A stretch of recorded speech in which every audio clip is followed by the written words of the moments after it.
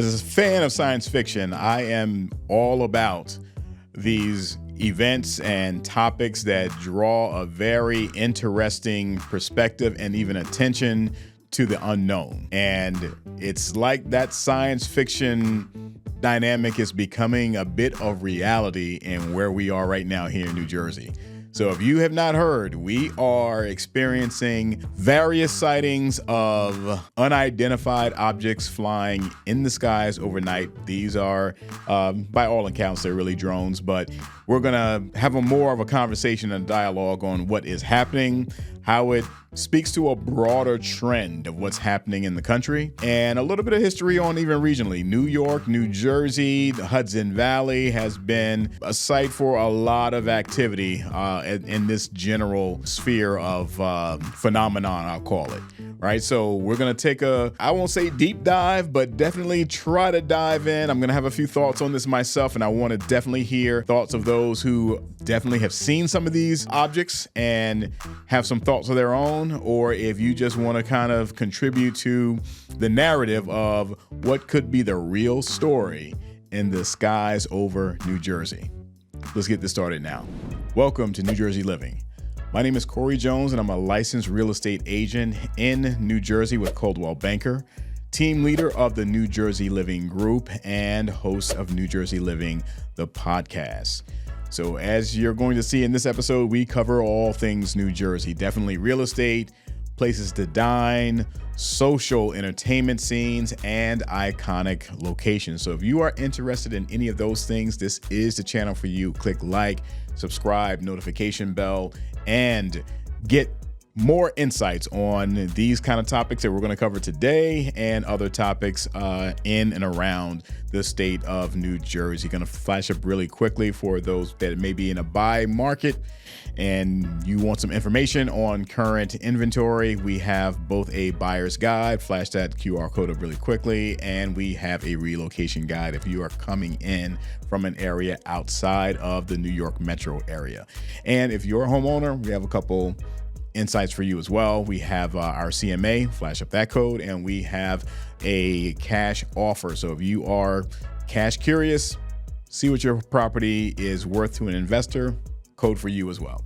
So let's dive into this topic of what is happening in New Jersey. If you've been local anywhere from South Jersey, where you get a lot of the Philadelphia news, I was just down that way myself because I was attending our real estate convention that we have annually here in New Jersey. Or if you're where I live, just not too far in the shadows of New York City, same thing. What's in the news, there are these strange sightings of extremely large, what's being called drones, that are hovering over the night skies in New Jersey and various locations. You don't have to go far. If you were to Google it right now, if you were to go to YouTube and put in New Jersey drones or New Jersey UFOs or New Jersey, there's another acronym that I am just now getting familiar with, UAPs.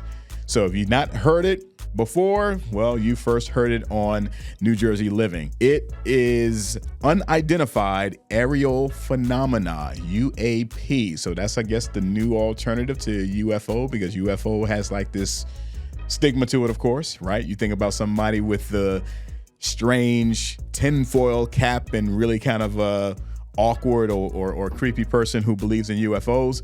But UAP, I guess, sounds a little different, maybe a little bit more technical, but there are flying objects nightly in New Jersey, and the government cannot explain, local authorities cannot explain, and now we have the federal government even weighing in, again, with no real explanation. So the question is it that it is known, but they're not telling us, or do they really not know? All right, so that is a scary thing to consider. And then we're just talking about the nature of these objects. If you've seen some of them, they're large, they have various lights. The technology of them, this is very interesting too, is that the Governor Murphy even described them as very sophisticated. So it's not as though they can easily be, when I say detected, we can detect them, of course, because people are videoing them, right? But they're not being brought down All right. And they're not being tracked to where they came from or where they return to.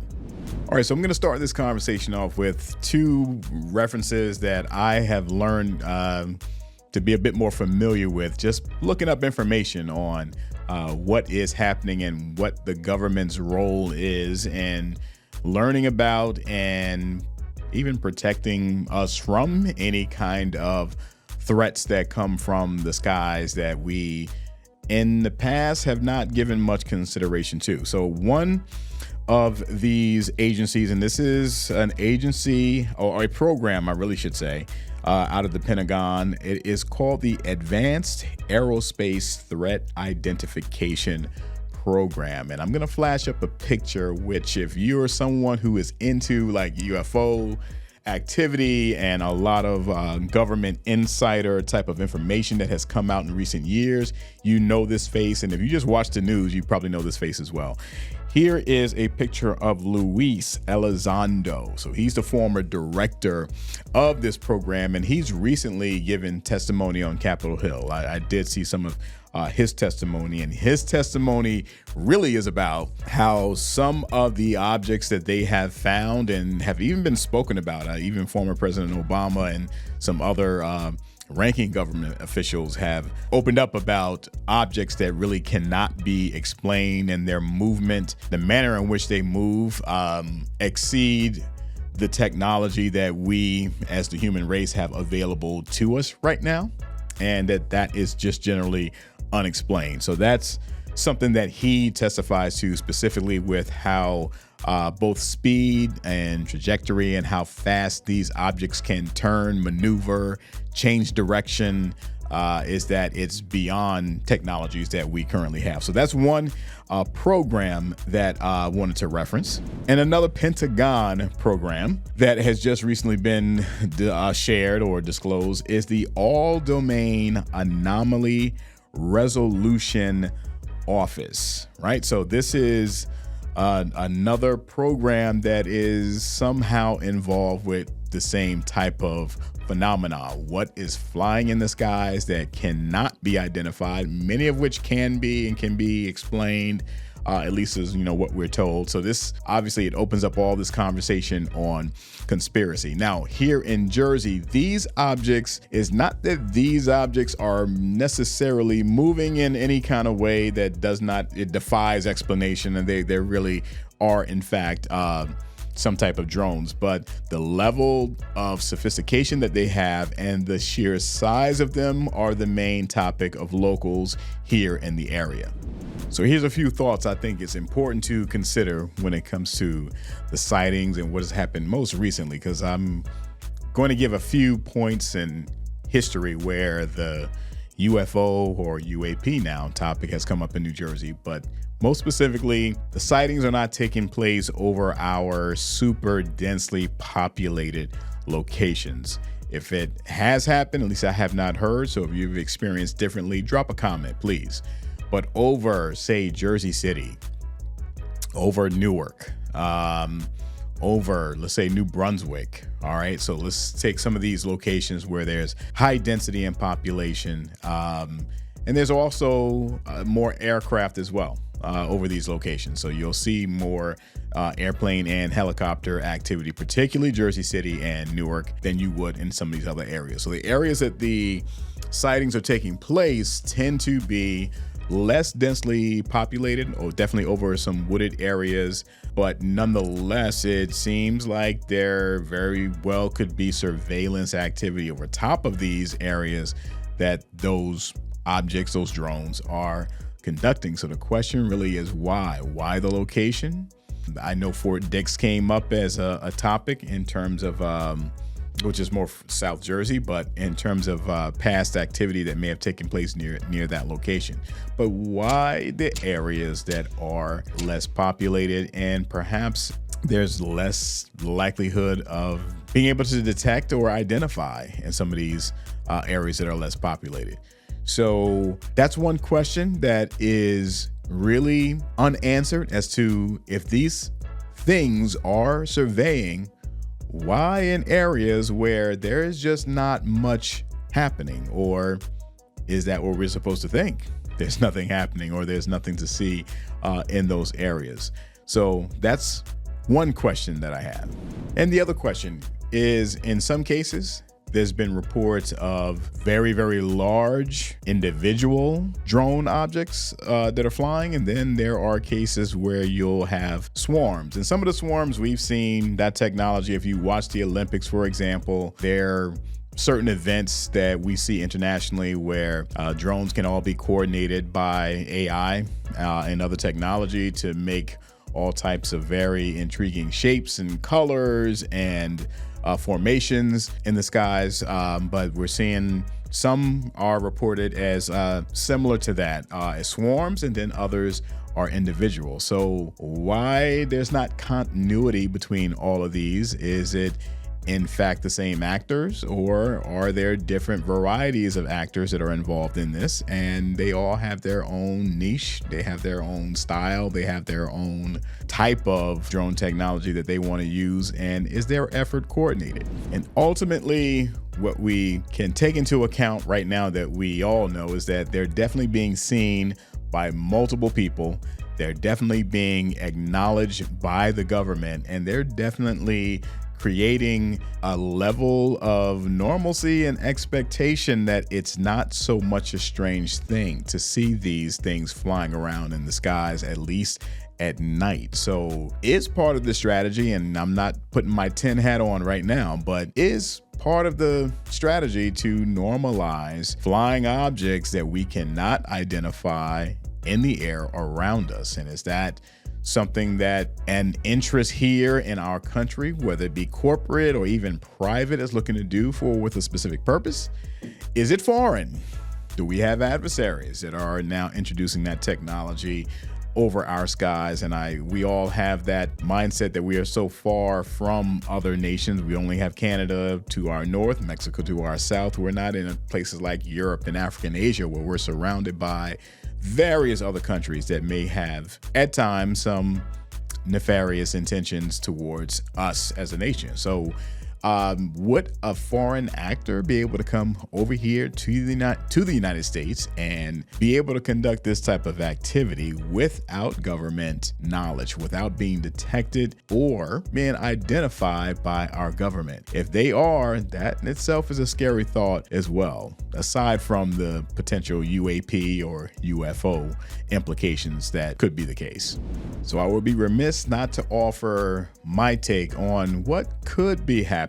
And this is maybe a bit far-fetched, but I'm going to pitch it out there anyway. So not too long ago, it was discussed about the potential of having manned drone type of vehicles that could travel from one place to the other. That technology does in fact exist right now. And the question really becomes as to how to safely manage and organize that type of travel. Because you can imagine if the same number of people who have motor vehicles on the road had access to a flying drone type of vehicle.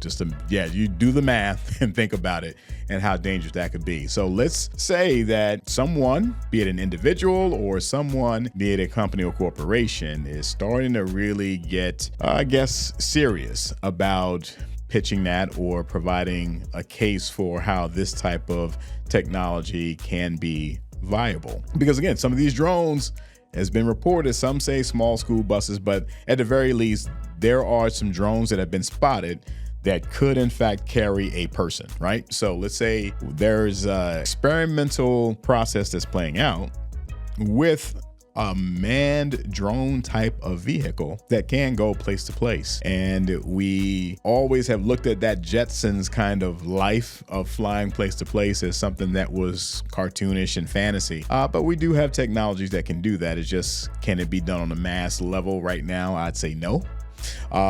But again, there has been already disclosures in media sources about those type of vehicles and what type of protections could be put in place if one of them were to fall from the sky and things of that nature. So those have absolutely been discussed, but the amount of air activity that you're going to get during the daytime and just the public responses to seeing something like that in daylight, I think would cause a lot of distress. So maybe, just maybe, we have a technology, a newer technology that will be unfolding in our midst in a relatively short amount of time. And I say relative, that is being perhaps tested out right here in the skies of the Garden State. So that's just my pitch on this. I'm sure that there are several others who have several other insights and thoughts on the matter, from beings coming from another dimension to beings coming from another world to government conspiracy of some kind. Definitely drop in some commentary right here. Love to be able to engage in that to see where this is going. And yeah, this is probably not the last time that we're going to cover this topic right here on New Jersey Living. So just want to, again, invite some community conversation and dialogue here. Let's keep this story going in terms of what's next, what's happening, and what is next. All right. So thanks again for joining. Click like, subscribe, notification bell. Stay in tune with New Jersey Living for some of our upcoming content. And yeah, in the meantime, more than ever, stay safe and stay tuned to New Jersey Living.